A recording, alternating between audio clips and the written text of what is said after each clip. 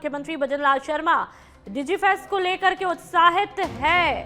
Digifest से पहले CM निवास पर आईटी निवेशकों और एमएनसी के सीईओ से मुलाकात की। मुख्यमंत्री का विजन युवा डिजिटली आगे बढ़े, रोजगार के नए मौके मिले।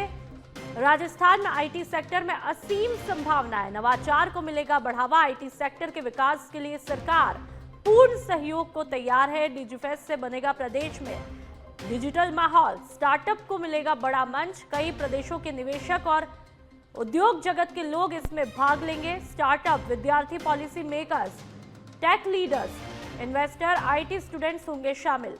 4 से 6 जनवरी 2026 तक चलेगा Digi festival TiE global summit. विभिन्न सेशन आयोजित किए जा रहे हैं।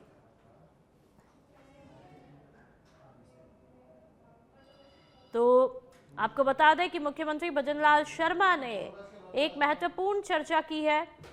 मुख्यमंत्री ने अपने विजन को बताया कि युवाओं को किस तरह से डिजिटली सशक्त बनाना है। राजस्थान में आईटी सेक्टर की असीम संभावना, इस बारे में यह चर्चा होती है। स्टार्टअप को डिजिफेस्ट के जरिए एक बड़ा मंच मिलेगा, एक प्रोत्साहन जो है वो मिलेगा, रोजगार के नए मौके भी खुलेंगे।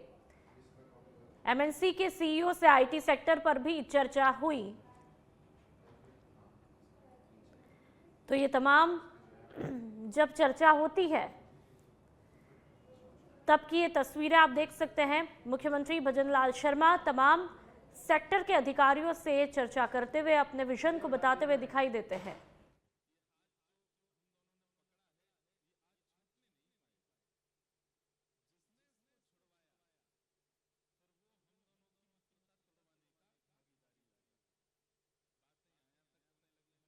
को डिजिटली प्रोत्साहित करना तमाम अधिकारियों से चर्चा करते हुए दिखाई देते हैं और उन्होंने बताया कि राजस्थान में आईटी सेक्टर को लेकर के असीम संभावनाएं हैं। और अब बात जोधपुर के शहर में गली के श्वानों का आतंक मचा हुआ है। एक बच्चे पर श्वान का हमला हुआ। घटना का सीसीटीवी फुटेज सामने आया। बुरी तरह से घायल किया मासूम को। बड़ी मुश्किल से लोगों ने मासूम को श्वानों से बचाया। बच्चे की हालत फिलहाल खतरे से बाहर बताई जा रही है। आपको बता दें कि राजस्थान में आए दिन श्वानों का आतंक लगातार बढ़ता जा रहा है। श्वानों के हमले लगातार हो रहे हैं और ये वीडियो देख लीजिए, डरा देने वाला एक मासूम सा बच्चा जिस पर श्वान ने हमला कर दिया है। ब्लर करके हमने ये वीडियो को बताया और बड़ी मुश्किल से लोगों ने मासूम को यहाँ पर बचाया है। ये तस्वीरें आप देख लीजिए, वीडियो डरा देने वाला, जब एक मासूम पर श्वानों ने हमला किया। देखिए कि किस तरह से एक मासूम पर श्वान हमला करता है।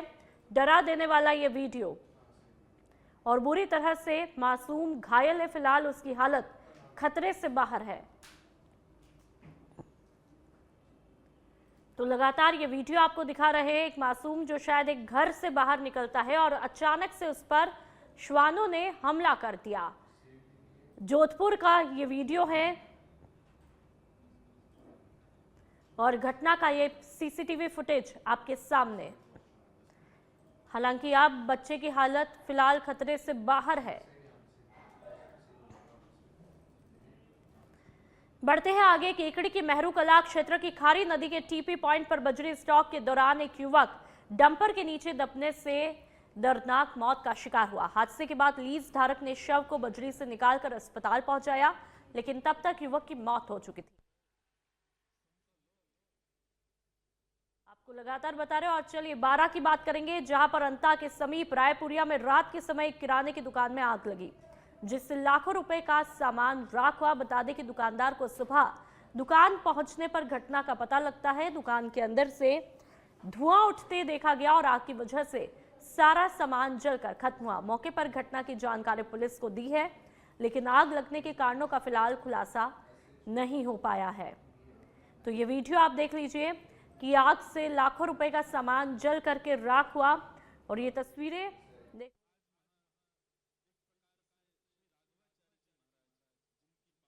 आपको वीडियो दिखा रहे हैं कि आग से लाखों रुपए का सामान जल करके खाक हो चुका है। किराने की ये दुकान है जिस पर आग लग जाती है और पूरा सामान जल करके राख में तब्दील हो जाता है। रात का ये वक्त था जब यहाँ पर आग लगती है और लाखों का सामान, रुपए जल करके राख हो जाते हैं।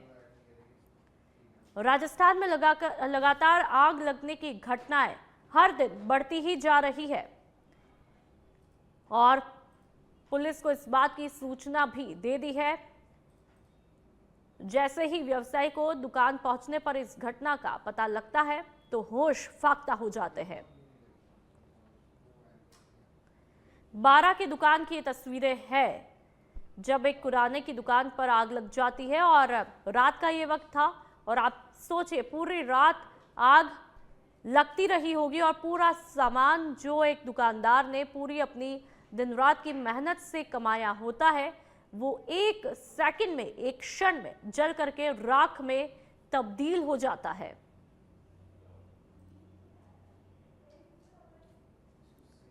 तो लगातार ये तस्वीरें आपको दिखा रहे हैं।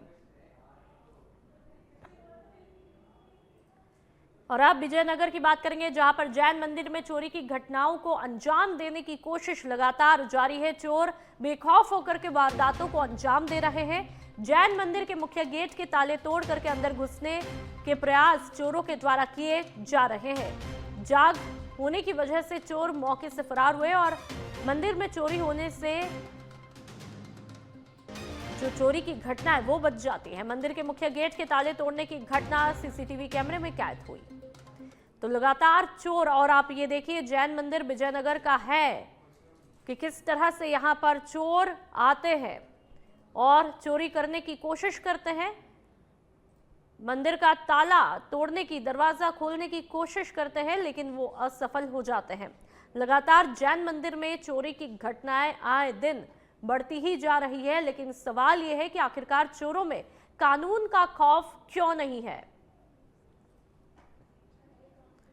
और ये लाल घेरे में देखिए कि चोर किस कदर यहां पर घटना को अंजाम देने की कोशिश करता है। ये पूरा वीडियो दरवाजा तोड़ने की कोशिश करता है और अपने साथ में कुछ सामान लेकर के आता है जिसके जरिए वो दरवाजे को तोड़ पाए, लेकिन वो नाकामयाब हो जाता है।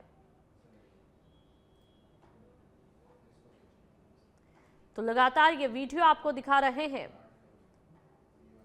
विजयनगर का ये जैन मंदिर है जहां पर चोर बेखौफ है। पूरे राजस्थान में आए दिन चोरी की घटनाएं लगातार बढ़ती ही जा रही है।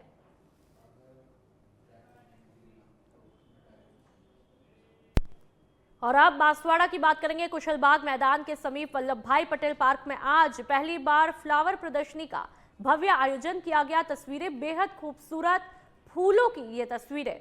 इस अनूठे फ्लावर शो में जिले के कई ग्रुपों ने भाग लिया और वेस्ट सामग्री का उपयोग करके आकर्षक गमले और कंपोस्ट खाद तैयार की। प्रतिभागियों ने इनसे सुंदर फूलों के बगीचे विकसित किए जिन्हें प्रदर्शनी में आमजन के सामने रखा गया। फ्लावर शो का शुभारंभ जिला कलेक्टर डॉक्टर इंद्रजीत सिंह यादव ने फीता काटकर किया और लोगों से अपील की है कि वे वेस्ट सामग्री का सही उपयोग करें और छोटे छोटे बगीचों के माध्यम से पर्यावरण को स्वच्छ और स्वस्थ बनाएं। तो ये वीडियो आपके सामने फ्लावर प्रदर्शनी, और देखिए कितने प्यारे, कितने सुंदर ये गमले। और ये गमलों की खासियत ये है कि जो भी वेस्ट मटेरियल था ज्यादातर गमले उन्हीं के बनाए गए हैं और बहुत ही खूबसूरत, आकर्षक ये गमले लोग यहाँ पर देखने आते हैं और उनका मन बहुत ही आनंदित हो उठता है। अलग अलग वैरायटी के यहाँ पर आप फूलों को देखेंगे।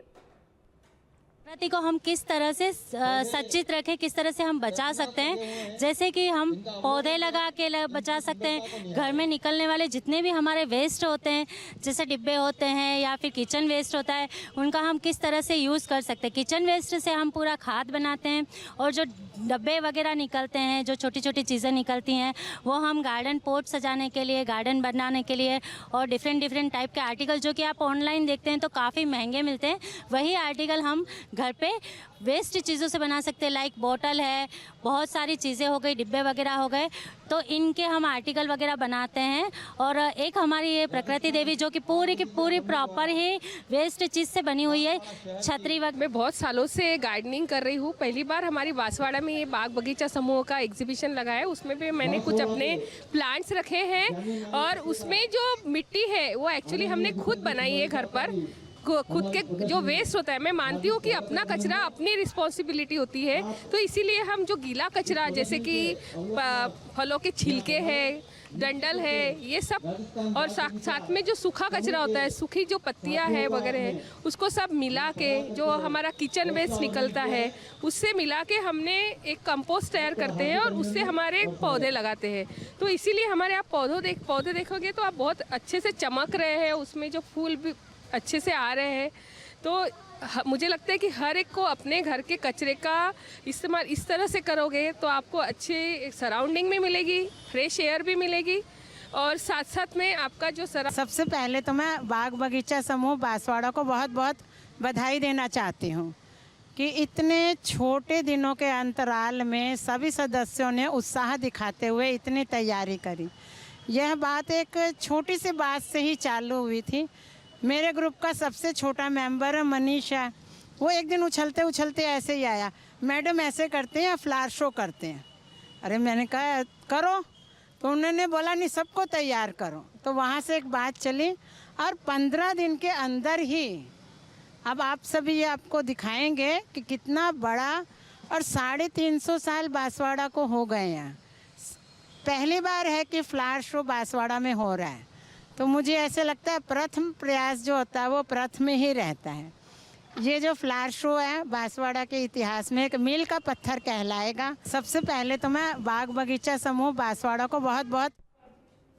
केकड़ी के मेहरू कला क्षेत्र की खारी नदी के टीपी पॉइंट पर बजरी स्टॉक के दौरान एक युवक डंपर के नीचे दबने से दर्दनाक मौत का शिकार हुआ। हादसे के बाद लीज धारक ने शव को बजरी से निकालकर अस्पताल पहुंचाया। तस्वीरें हमने आपको ब्लर करके दिखाई, लेकिन तब तक युवक की मौत हो चुकी थी। दर्दनाक ये तस्वीरें देखने को मिली और घटना से पूरे इलाके में शोक और आक्रोश दोनों ही फैल गया। ग्रामीणों का आरोप है कि लीज धारक एनजीटी नियमों की अवहेलना कर अवैध खनन कर रहा है, जिससे खारी नदी और आसपास का प्राकृतिक स्वरूप प्रभावित हो रहा है। ग्रामीणों ने प्रशासन से दोषियों के खिलाफ सख्त कार्रवाई और अवैध खनन पर तुरंत रोक लगाने की मांग की है। तो ये तस्वीरें आपको दिखा रहे हैं कि किस तरह से इलाके में अफरा तफरी का माहौल यहां पर मच जाता है। हादसे में एक दर्दनाक मौत हो जाती है और ब्लर करके तस्वीरें, डंपर के नीचे दबने से दर्दनाक मौत का शिकार एक युवक हो जाता है और शव को बजरी से निकालकर अस्पताल पहुंचाया है। जिस किसी ने भी वहां पर राहगीरों ने यह मंजर देखा, रोंगटे खड़े हो गए। हरसौरा थाना क्षेत्र के ग्राम गुवाड़ा में कानून व्यवस्था पर गंभीर सवाल खड़े करने वाला मामला देखने को मिला है।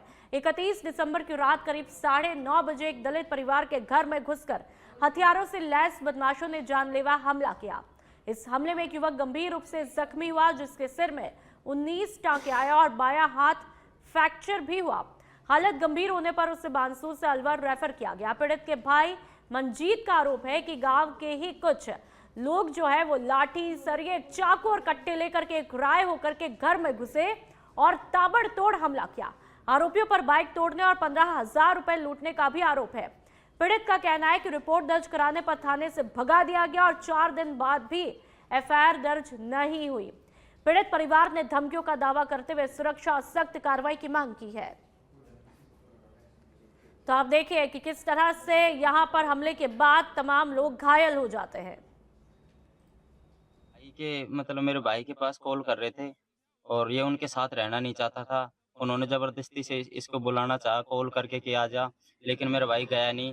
फिर उन्होंने रात्रि करीब 9 साढ़े 9 बजे हथियार हाथों में फरसी लाठी लेकर, एक तो था वो भजनलाल है और एक उसका लड़का है एमपी उर्फ मोहित उर्फ एमपी, और एक योगेश है सनोफ पप्पू राम, एक सुबेश सिंह है सनोफ रंबू, और एक शेर सिंह है उसका भाई सनोफ रंबू, और और भी थे उसके साथ कई लोग जो मेरे अब फिलहाल ध्यान नहीं है। और हमारे एससी समाज के भी हैं।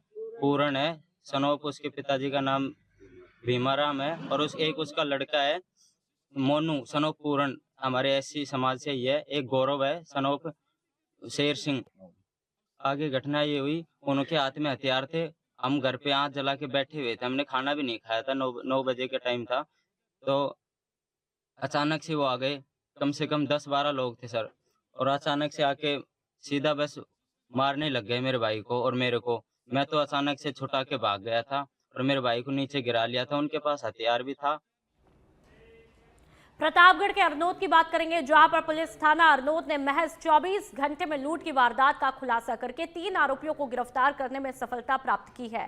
पुलिस ने आरोपियों की निशानदेही से लूटी गई मोटरसाइकिल भी बरामद की। जिला पुलिस अधीक्षक बी आदित्य के निर्देशन में पुलिस टीम ने इस कार्रवाई को अंजाम दिया। पुलिस के मुताबिक 2 जनवरी को जयंती लाल ने थाने में रिपोर्ट दर्ज करवाई थी। अपनी रिपोर्ट में जयंती लाल ने बताया कि वे Annapurna finance private limited company की प्रतापगढ़ शाखा में डीओ पद पर कार्यरत है और लोन किश्त कलेक्शन के लिए प्रतापगढ़ से सागथली खुर्द जा रहे थे। तभी महुड़ी खेड़ा मार्ग पर एक मोटरसाइकिल पर सवार 3 व्यक्ति वहां पर पहुंचे और जबरन मारपीट करके आरोपी उसकी मोटरसाइकिल हेलमेट लेकर के मौके से फरार हुए, जिसके बाद उसने थाने में शिकायत दर्ज करवाई। सूचना के आधार पर 3 संदिग्धों को डिटेन करके पूछताछ भी की है, जिसमें उन्होंने लूट की वारदात करना स्वीकार किया। इसके बाद में पुलिस ने आरोपियों की निशानदेही से लूटी गई मोटरसाइकिल बरामद करके तीनों अभियुक्तों को गिरफ्तार किया।